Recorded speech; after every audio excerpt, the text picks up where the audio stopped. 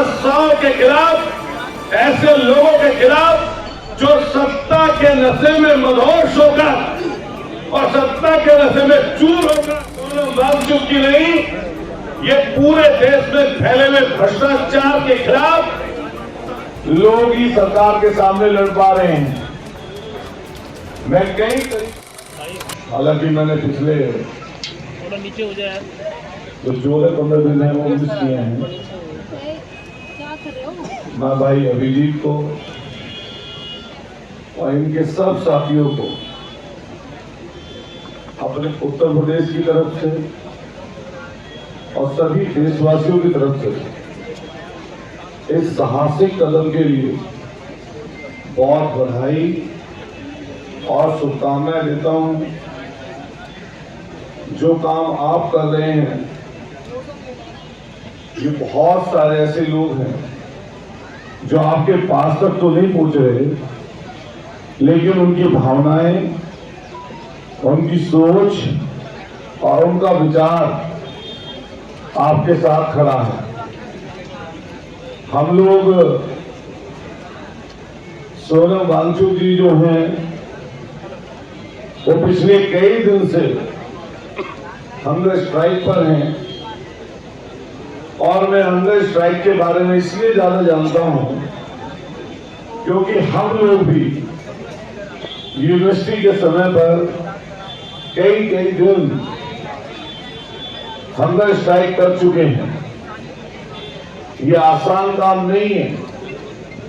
ये बोलने में कई बार आसान लगता है, लेकिन जो इस तरह की लड़ाई लड़ता है वो खुद में जानता है कि ये कैसा और किस तरह का काम है। इस काम को करने के लिए अंदर से बहुत बड़ी विल पावर चाहिए, अंदर से बहुत व्यक्ति स्ट्रांग होना चाहिए। मैंने अभिजीत भाई की कई वीडियोस जो देखी, मैं इनकी साहस की सराहना और मैं इनकी वीरता की सराहना इस चीज से करूंगा क्योंकि आज के समय में, आज के दौर में सोनम वांगचुक जी जैसे, भाई अभिजीत जी जैसे लोग ही सरकार के सामने लड़ पा रहे हैं। मैं कई तरीके से देखता हूं, हम लोग पिछले 20-25 सालों से राजनीति की मुख्य धारा में हैं, लेकिन जब कोई व्यक्ति किसी क्षेत्र से एमएलए या सांसद होता है तो उसके ऊपर उसके क्षेत्र की, उसके इलाके की कई जिम्मेदारियां होती हैं। क्योंकि हम लोग छात्र राजनीति से यहां तक आए हैं, इसलिए जो प्रोटेस्ट हो रहा है इससे कहीं ना कहीं हम लोग भी अपने आप को जुड़ा हुआ देखते हैं। आज जो ये हलचल है, ये जो नौजवान साथी यहां पर आ रहे हैं और पूरे देश के लोगों में एक विश्वास है कि उस विश्वास को अगर कोई आगे लेके चल सकता है तो सोनम वांगचुक जैसे लोग। आपने देखा होगा इस देश की सरकार ने शांतिपूर्वक तरीके से लद्दाख में जब वो लगातार प्रोटेस्ट करते थे, हमने एक भी दिन जब उनकी लद्दाख में जब वो हंगर स्ट्राइक पे बैठे, हर दिन उनकी सुबह के समय उद्बोधन संबोधन लाइव आता था। मैं कितना भी बिजी रहूं,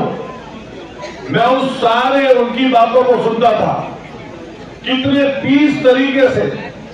किस तरह शांतिपूर्वक तरीके से उन्होंने पूरे लद्दाख की बात को देश और दुनिया तक पहुंचाया। ये जो शख्स यहां पर लेते हुए हैं, आज ये लड़ाई सोनम वांगचुक की नहीं, ये पूरे देश में फैले हुए भ्रष्टाचार के खिलाफ, तानाशाह के खिलाफ, ऐसे लोगों के खिलाफ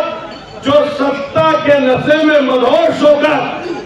और सत्ता के नशे में चूर होकर ऐसी बातों को, ऐसी सोच को, ऐसे विचार को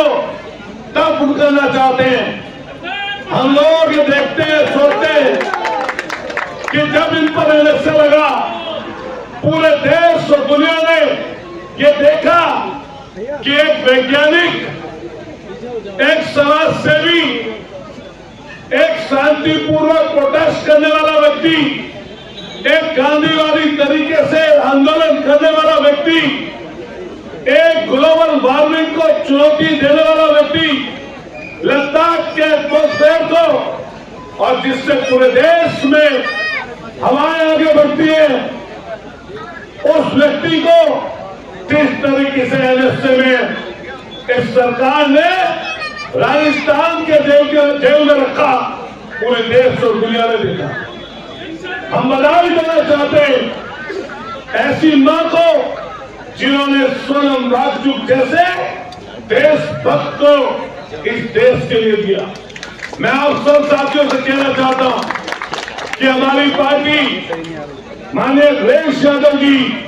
जब लद्दाख में प्रोटेस्ट चल रहा था, और जब से लेकर अब तक आज भी अखिलेश जी ने ट्वीट करके समर्थन भी किया और ये आस भी की कि इनके खिलाफ हंगर स्ट्राइक ना करके मजबूत रह के लड़ा जा सकता है। इसलिए हम तो मांग करेंगे कि आपका जीवन अनमोल है, आपका जो जीवन है इस देश के लिए है, ये इससे सब लोग परिचित हैं। ये चीज दूर नहीं हो सकती अब आपसे,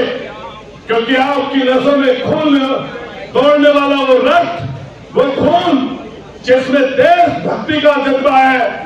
जो लद्दाख की वादियों से निकलकर आज देश की राजधानी में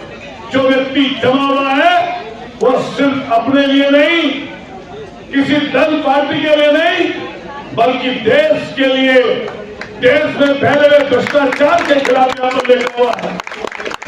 शर्म आनी चाहिए उन लोगों को जो लोग गद्दी के नशे में चूर होकर ऐसे साधु संत से भी ऊपर जिनको संज्ञा दी जाए, सोनम वांगचुक जैसे लोगों को आप एनएसए में बंद कर देते हो।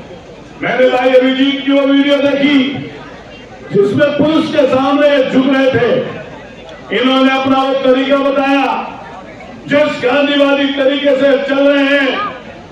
शासन प्रशासन को ये कुछ मौका नहीं मिल रहा कि इनके खिलाफ कुछ कार्रवाई कर दें, लेकिन ये बहुत षड्यंत्रकारी, ये बहुत ही धूर्त, ये बहुत ही निरंकुश, ये बहुत ही एक तरह से कहिए डिस्ट्रॉय करने वाले ऐसे लोग हैं जिन्होंने बहुत सारे लोगों को नुकसान पहुंचाया। न केवल नुकसान इन्होंने इंसानियत का किया,